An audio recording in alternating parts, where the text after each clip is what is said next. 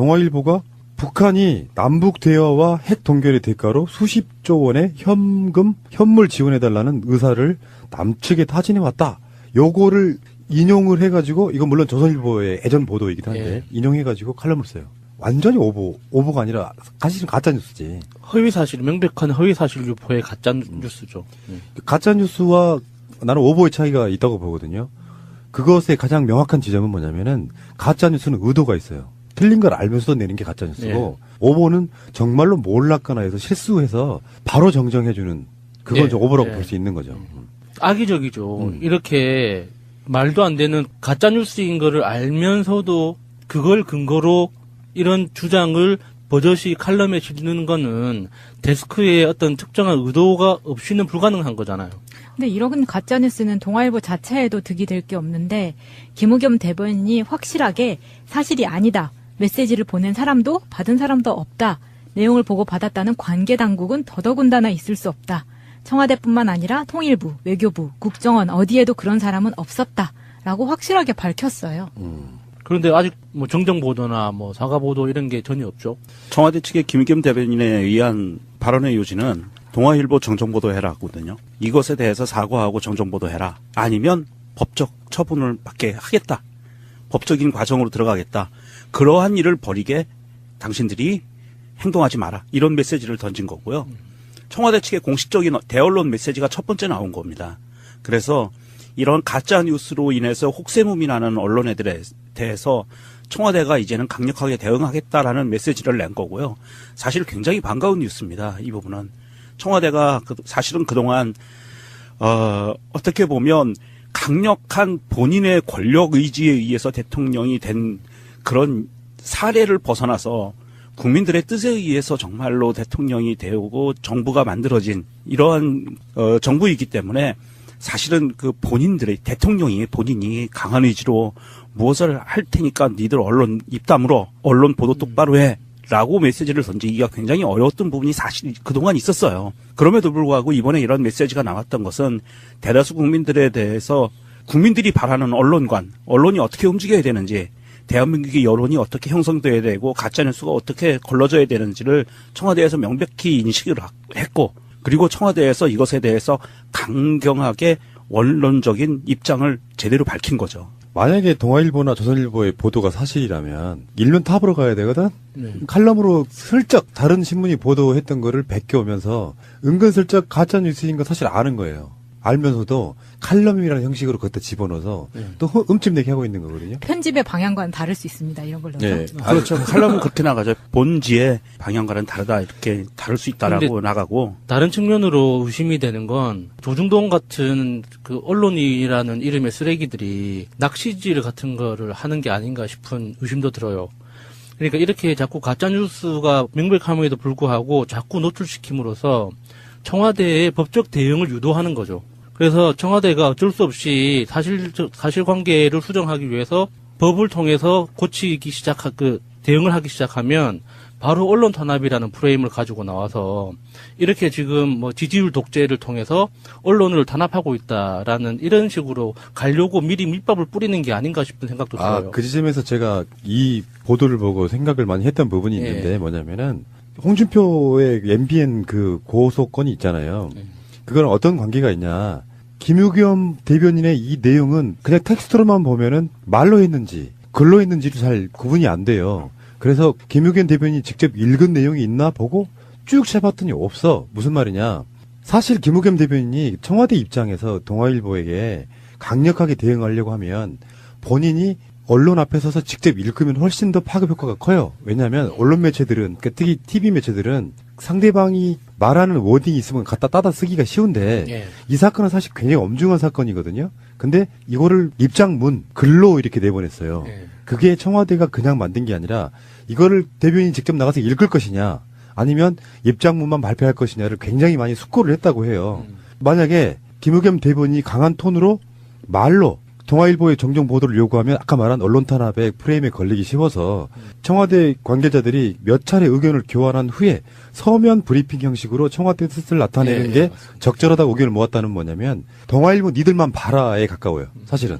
서면으로 나가는 것들은 대부분 보도가 거의 안 돼요. 지면으로는 몇 개 나간 보도가 있지만 TV 보도 채널 종편 이런 데에서는 아예 보도를 안 한 형태. 화면 자료가 없지. 그러니까 나가더라도 단신이고 예. 이런 관점으로 지금 이거를 대응하고 있더라고요. 근데 동아일보 이 사람들 보고 있으면은 그냥 그런 것 같아요. 조선 동아는 이 조동아리들은 뭐랄까 진짜 올림픽이 망했으면 좋겠다 이거 같아 사실은. 그렇게 올림픽이 망해서 자기들이 가져갈 수 있는 이익이 뭔가 있다고 생각하는 건가요? 안 그러면은 어차피 잘 될 거 아니까 깽판이라도 이렇게 내부적으로 부려보자는 그 속셈일까요? 지방선거죠. 지방선거에 수구 세력으로 불리는 세력들이 괴멸하는 걸 막기 위한 저는 궁여지책이라고 봐요. 그래서 문재인 대통령 지지율 지금부터 떨어뜨리는 방법. 오직 먹히는 거 딱 하나이더라. 색깔론. 그런 방식으로 가는 거죠. 뭐. 그냥 있는 그대로 제 생각을 얘기하면 70조 원이요? 80조 원인가요? 80조 원? 이거 700억 달러 정도밖에 안 돼요. 그거 주고 핵무기 없앨 수 있으면 저는 줄 수 있다고 봐요. 제 개인적인 입장에서는. 괜찮은 생각인데요? 그러니까. 그거 핵무기 아니, 없애고 한반도에 70조 원 주고 평화를 살 수 있다면 사는 것도 괜찮죠. 아니 70조 원이라니까 우리가 어마어마하잖아요. 그냥 700억 달러예요. 700억 달러 그러면 우리나라 경제 구조에서 수출 규모로 볼 때 700억 달러 줄 수 있다고 보거든요. 근데 이거는 제가 최근에 많이 강조했던 부분 중에 하나인데 프레임 싸움에서는 저렇게 이야기하면 안 돼요. 프레임이 있지도 않은 사실인데 있는 걸 가정하고 줘도 돼 안 줘도 돼 논쟁이 돼버리면 진짜로 있는 것처럼 돼버려서 진짜 중요한 건 그런 적이 없다가 끝내는 게 중요한데 우리 입장에서는 명정님 속마음 같으면은 나도 그런 생각 하고 싶지. 근데 그 프레임이 줘도 돼 안 줘도 돼 논쟁으로 가면 주면 안 된다고 생각하는 사람들한테는 극렬하게 반대편 해석이 만드는 효과가 있죠. 그러니까 거기서 끝내야 되는 거야. 만약에 그렇다 치더라도라는 것은 저들이 바라는 프레임이라는 거예요. 그 논쟁으로 빠지게 만들고 싶다. 만들려고 하는 그런 프레임이다. 자, 어쨌건 동아일보 정정 보도하세요. 홍준표처럼 해야 됩니까? 청와대 출입 금지. 부스 빼! 문재인 대통령이 청와대 춘추관에 직접 나타납니다. 그래서, 동아일보 빼! 부스도 빼! 법적 대응으로 가게 되는 그런 불상사까지 벌어지면 청와대 측에서는 뭔가 제재를 가하겠죠. 네. 김우겸 대변인이 장제원처럼 기자들한테 둘러싸여가지고 동아일보 기자랑 막 언성 높이고 이야기해. 품격이 없어, 이 새끼들이 진짜. 김우겸 대변인이 그런 거죠. 야, 똥아! 아이씨, 알겠습니다. 미래당, 바른정당하고 국민의당이 당명으로 쓰려고 했던 미래당을 쓸 수 없게 됐다는 아주 즐거운 소식입니다. 그러면 미래당을 못 쓰는데 어떻게 할 거냐? 결국에는 바른미래당, 약칭, 안씀. 정말 안철수 속으로 그만 좀 괴롭히십시오. 이 바른미래당 제안을 유승민이 했다고 하는데요. 안철수 속 터지겠습니다. 뭔가 기운이 유승민 중심으로만 돌아가. 네. 이상하게 내가 한 건 잘 안 돼. 하늘이 노하셨어요, 내가 봤을 때. 중간에 그거 하나 넣어주세요. 그 정우성 CF 중에 가란 말이야. 너 때문에 되는 일이 하나도 없어. 바른 미래당의 불길한 미래를 예측하는 것 같은 그런 느낌이고요. 예. 어쨌든 약칭으로 미래당도 쓸 수 없게 됐네요. 당연하죠. 정식 명칭이든 약칭이든 등록되어 있는 게 있으면 못 쓰는 거죠. 그래서 제가 제안합니다. 바른 미래당 너무 좀 그렇잖아요. 미래 못 쓴 당. 어차피 못 쓸 거. 미래 못 쓴 당. 아니, 이거 어떻게 보면 바른미래당으로 쓴다면 이 청년 정당인 우리미래가 앞으로 득표율이 굉장히 늘어날 수도 있겠는데요. 이게 비슷하잖아, 이름이. 이게 당명을 만들어가는 과정만 봐도 합당 자체가 목적이 아니라 합당은 정거장일 뿐이라는 게 너무 명확하게 드러나는 것 같아요. 이게 진짜 이게 100년 정당을 그 기획하는 거면 당명을 이런 식으로 장난스럽게 이거 안 된다고 저거 찌르고 이거 찌렀다가 안 되니까 다른 거 찌르고 이렇게 할 게 아니잖아요. 이게 원래 이제 공모를 했더니 바른국민당이 가장 많은 게 들어왔는데 그 자체가 어감이 교장 선생님 훈화 같아서 바른국민 이게 싫어서 그걸 배제한 상태에서 나온 안들 중에 미래당이라는 걸 그냥 갖다 쓴 거거든요. 아, 공모를 받긴 받았었네요. 처음에 했었죠. 그럼 뭐해? 여러분들의 의견을 모아 제 마음대로 결정하겠습니다. 이거잖아. 그렇지. 그 정당 명칭이라는 게 이제 앞으로 두고 볼 일이지만 이제 이게 이런 사태를 겪으면서 어떤 상황이 쭉 지나가면 언론들도 또는 우리 같은 사람들도 글자가 5글자 이렇게 되면 줄여 쓰려고 하는 습성이 생겨요. 그러면 또 언론이나 이런 데서 미래당이라고 써야 되는데 미래당이라고 쓰면 이미 미래당이 이제 선점하신 다른 분들이 있잖아요. 우리 미래. 우리 미래가 있잖아. 그러니까 우리 미래라고 못 쓰고 언론이 예전에 왜 열린우리당의 약칭이 원래 우리당이었어요. 열린우리당의 약칭이 우리당이었다. 근데 네. 그게 우리라는 명칭 때문에 세상의 모든 게 다 포함돼 버리잖아요. 네, 다른 당 그렇죠, 지지자도 그렇죠. 우리당이 네, 돼버려서 그걸 안 쓰고 언론들이 여루당이라고 했단 말이에요. 맞아요. 그러니까 이 사람들 입장에서는 미래당을 못 써요. 미래당을 못 쓴 상태에 약칭도 없어. 네. 그러면 바미당. 바른당. 뭔가를 발라버리는 그러면 것 같은데. 바른당이 되면 결국은 유승민의 바른정당이 되는 거예요. 이게 결국은 언론들은 줄여 쓰거나 또는 우리 같은 네티즌들이 쓸 때는 바미당이 될 수밖에 없는데 바미당 이거 어감 진짜 이상하지 않아? 그렇게 쓰겠습니까? 그 아니, 이상한 근데 말이 이상한데. 저는 그 바른미래당을 참 잘 만든 것 같기는 해요. 왜요? 어감이 입에 감기는 게 바른미래당은 안 감기는데 미래한국당이 딱 어울리거든요. 6개월 뒤에. 미래한국당. 음. 미래한국당 어려운데? 한국미래당. 아. 미래한국당 괜찮다. 딱 좋죠. 딱 6개월 그렇게 갈 뒤에 것 그 같아. 운명을 와. 보는 것 같아요. 내 친구 미래 정말 유명해졌네요. 미래가 그 미가 미국의 미가 아닐까요? 쌀미자일 수도 미국이 온다. 뭐 이런 뜻으로 자유한국당하고 만약에 바른미래당 합쳐서 그런 식으로 이제 그렇게 네이밍 하지는 않겠지만 우리가 웃자고 하는 소리인데 한미당 이렇게 부를 수도 있고 뭐 미안하다에서 미한당 뭐 이렇게 뭐 발음이 약간 다르긴 하지만 미안하다. 그 네이밍 하는 거 타이틀 나는 거 이거 굉장히 중요한데 예. 시작부터가 이렇게 막 꼬였다는 부분에서 보면은 뭔가 좀 암울한 미래가 예측되는 정말 미래 없당 이런 느낌이에요. 당연한 거죠. 예를 들어서 미래당을 창당한 다음에 이런 당명 논쟁으로 우리가 미래당을 약칭으로 쓰겠다고 먼저 선빵을 날렸으면 가능한 어떤 여지도 있었는데 국민의당의 약칭으로 미래당을 쓰겠다고 접수를 하면 선관위 입장에서 그걸 쉽게 받아주기가 힘들잖아요. 우리 미래당이라는 당이 있어요. 정당 정확한 이름은 우리 미래가 맞고요.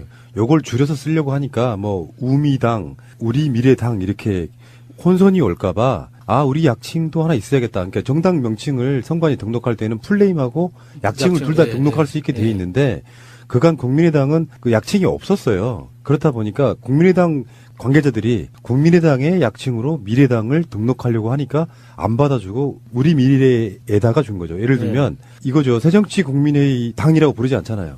이것처럼 정식 정당이 이분들의 명칭은 우리 미래가 맞습니다. 당자를 안 붙이는 거죠.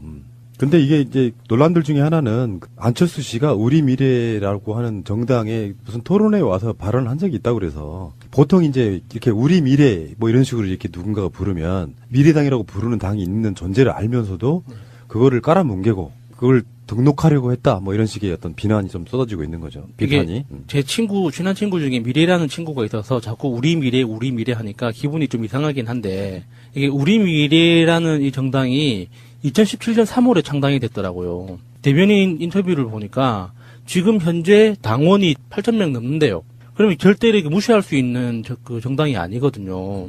이게 국민의당처럼 이렇게 정말 내가 당원인지 아닌지도 모를 사람이 더 많다고 의심되는 이런 당원들이 아닐 거 아닙니까? 전부 다 자기들이 자발적으로 직접 입당한 사람들일 텐데 그런 분들이 8,000명이 넘는다는 건 정말 대단한 일이거든요.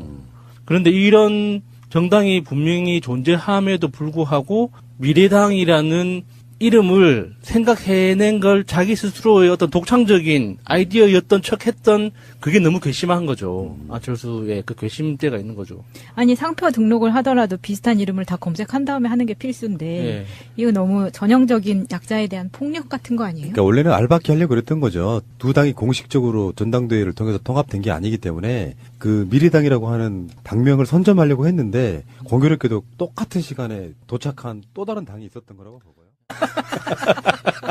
아이씨, 알겠습니다. 미래당, 바른정당하고 국민의당이 당명으로 쓰려고 했던 미래당을 쓸 수 없게 됐다는 아주 즐거운 소식입니다. 그러면 미래당을 못 쓰는데 어떻게 할 거냐? 결국에는 바른미래당, 약칭 안 씀.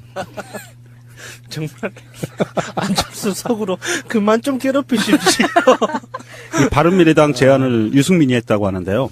안철수 속 터지겠습니다. 뭔가 기운이 유승민 중심으로만 돌아가. 네. 이상하게 내가 한 건 잘 안 돼. 하늘이 노하셨어요. 내가 봤을 때. 중간에 그거 하나 넣어주세요. 그 정우성 CF 중에 어. 가란 말이야. 너 때문에 되는 일이 하나도 없어. 바른미래당의 불길한 미래를 예측하는 것 같은 그런 느낌인 거야. 예. 어쨌든 약칭으로 미래당도 쓸 수 없게 됐네요. 당연하죠. 정식 명칭이든 약칭이든 등록되어 있는 게 있으면 못 쓰는 예, 거죠. 예, 예. 그래서 제가 제안합니다. 바른미래당 너무 좀 그렇잖아요. 미래 못 쓴당. 어차피 못 쓸 거. 미래 못 쓴당. 아니 이거 어떻게 보면 바른미래당으로 쓴다면 이 청년 정당인 우리미래가 앞으로 득표율이 굉장히 늘어날 수도 있겠는데요. 이게 비슷하잖아, 이게 이름이. 당명을 만들어가는 과정만 봐도 합당 자체가 목적이 아니라 합당은 정거장일 뿐이라는 게 너무 명확하게 드러나는 것 같아요. 이게 진짜 이게 100년 정당을 그 기획하는 거면 당명을 이런 식으로 장난스럽게 이거 안 된다고 저거 찌르고 이거 찌렀다가 안 되니까 다른 거 찌르고 이렇게 할 게 아니잖아요. 이게 원래 이제 공모를 했더니 바른국민당이 가장 많은 게 들어왔는데 그 자체가 어감이 교장 선생님 훈화 같아서 바른국민 이게 싫어서 그걸 배제한 상태에서 나온 안들 중에 미래당이라는 걸 그냥 갖다 쓴 거거든요. 아, 공모를 받긴 받았었네요. 처음에 했었죠. 그럼 뭐해? 여러분들의 의견을 모아 제 맘대로 결정하겠습니다. 이거잖아. 그렇지. 그 정당 명칭이라는 게 이제 앞으로 두고 볼 일이지만 이제 이게 이런 사태를 겪으면서 어떤 상황이 쭉 지나가면 언론들도 또는 우리 같은 사람들도 글자가 5글자 이렇게 되면 줄여 쓰려고 하는 습성이 생겨요. 그러면 또 언론이나 이런 데서 미래당이라고 써야 되는데 미래당이라고 쓰면 이미 미래당이 이제 선점하신 다른 분들이 있잖아요. 우리 미래. 우리 미래가 있잖아. 그러니까 우리 미래라고 못 쓰고 언론이 예전에 왜 열린우리당의 약칭이 원래 우리당이었어요. 열린우리당의 약칭이 우리당이었다. 근데 네. 그게 우리라는 명칭 때문에 세상의 모든 게 다 포함되고 나가는 것들은 대부분 보도가 거의 안 돼요. 지면으로는 몇 개 나간 보도가 있지만 TV 보도 채널 종편 이런 데에서는 아예 보도를 안 한 형태. 화면 자료가 없지. 그러니까 나가더라도 단신이고 예. 이런 관점으로 지금 이거를 대응하고 있더라고요. 근데 동아일보 이 사람들 보고 있으면은 그냥 그런 것 같아요. 조선 동아는 이 조동아리들은 뭐랄까 진짜 올림픽이 망했으면 좋겠다 이거 같아 사실은. 그렇게 올림픽이 망해서 자기들이 가져갈 수 있는 이익이 뭔가 있다고 생각하는 건가요? 안 그러면은 어차피 잘 될 거 아니까 깽판이라도 이렇게 내부적으로 부려보자는 그 속셈일까요? 지방선거죠. 지방선거에 수구 세력으로 불리는 세력들이 괴멸하는 걸 막기 위한 저는 궁여지책이라고 봐요. 그래서 문재인 대통령 지지율 지금부터 떨어뜨리는 방법. 오직 먹히는 건 딱 하나이더라. 색깔론. 그런 방식으로 가는 거죠. 뭐. 그냥 있는 그대로 제 생각을 얘기하면 70조 원이요? 80조 원인가요? 80조 원? 이거 700억 달러 정도밖에 안 돼요. 그거 주고 핵무기 없앨 수 있으면 저는 줄 수 있다고 봐요. 제 개인적인 입장에서는. 괜찮은 생각인데요? 그러니까. 그거 핵무기 아니, 없애고 한반도에 70조 원 주고 평화를 살 수 있다면 사는 것도 괜찮죠. 아니 70조 원이라니까 우리가 어마어마하잖아요. 그냥 700억 달러예요. 700억 달러 그러면 우리나라 경제 구조에서 수출 규모로 볼 때 700억 달러 줄 수 있다고 보거든요. 근데 이거는 제가 최근에 많이 강조했던 부분 중에 하나인데 프레임 싸움에서는 저렇게 이야기하면 안 돼요. 프레임이 있지도 않은 사실인데 있는 걸 가정하고 줘도 돼 안 줘도 돼 논쟁이 돼버리면 진짜로 있는 것처럼 돼버려서 진짜 중요한 건 그런 적이 없다가 끝내는 게 중요한데 우리 입장에서는 명정님 속마음 같으면은 나도 그런 생각 하고 싶지. 근데 그 프레임이 줘도 돼 안 줘도 돼 논쟁으로 가면 주면 안 된다고 생각하는 사람들한테는 극렬하게 반대편에서 이게 만드는 효과가 있죠. 그러니까 거기서 끝내야 되는 거야. 만약에 그렇다 치더라도라는 것은 저들이 바라는 프레임이라는 거예요. 그 논쟁으로 빠지게 만들고 싶다. 만들려고 하는 그런 프레임이다. 자, 어쨌건 동아일보 정정 보도하세요. 홍준표처럼 해야 됩니까? 청와대 출입 금지. 부스 빼! 문재인 대통령이 청와대 춘추관에 직접 나타납니다. 그래서, 동아일보 빼! 부스도 빼! 법적 대응으로 가게 되는 그런 불상사까지 벌어지면 청와대 측에서는 뭔가 제재를 가하겠죠. 네. 김우겸 대변인이 장제원처럼 기자들한테 둘러싸여가지고 동아일보 기자랑 막 언성 높이고 이야기해.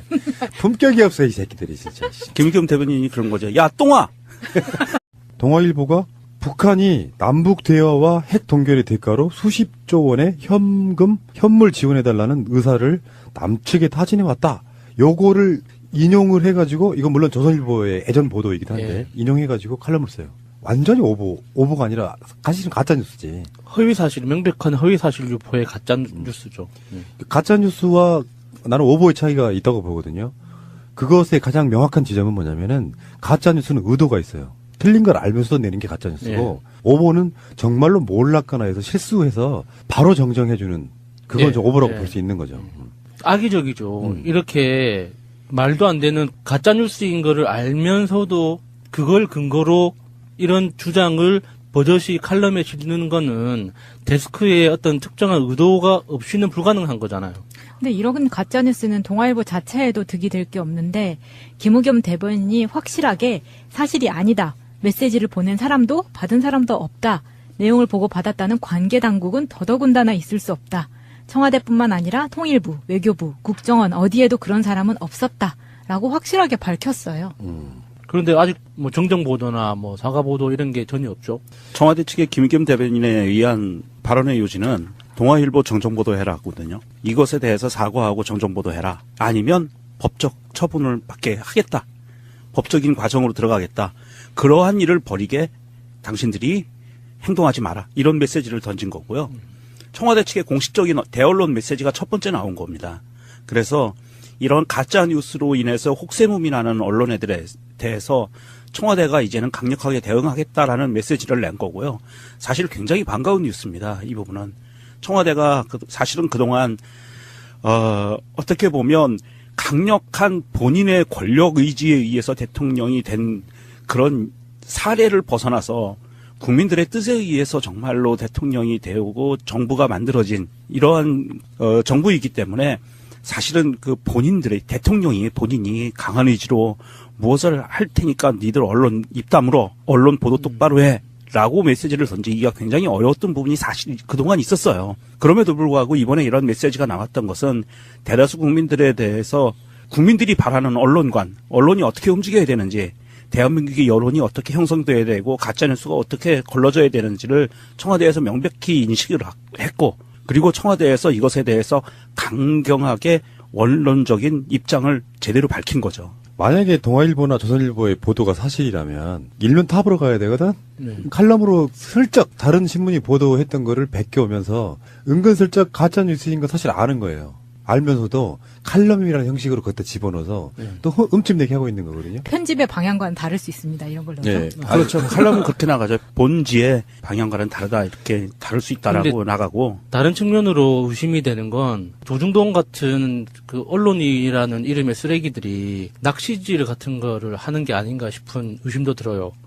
그러니까 이렇게 자꾸 가짜뉴스가 명백함에도 불구하고 자꾸 노출시킴으로써 청와대의 법적 대응을 유도하는 거죠. 그래서 청와대가 어쩔 수 없이 사실관계를 수정하기 위해서 법을 통해서 대응을 하기 시작하면 바로 언론 탄압이라는 프레임을 가지고 나와서 이렇게 지금 뭐 지지율 독재를 통해서 언론을 탄압하고 있다라는 이런 식으로 가려고 미리 밑밥을 뿌리는 게 아닌가 싶은 생각도 들어요. 그 지점에서 제가 이 보도를 보고 생각을 많이 했던 부분이 있는데 뭐냐면은 홍준표의 MBN 그 고소건이 있잖아요. 그건 어떤 관계가 있냐. 김우겸 대변인의 이 내용은 그냥 텍스트로만 보면은 말로 했는지 글로 했는지도 잘 구분이 안 돼요. 그래서 김우겸 대변인이 직접 읽은 내용이 있나 보고 쭉 쳐봤더니 없어. 무슨 말이냐.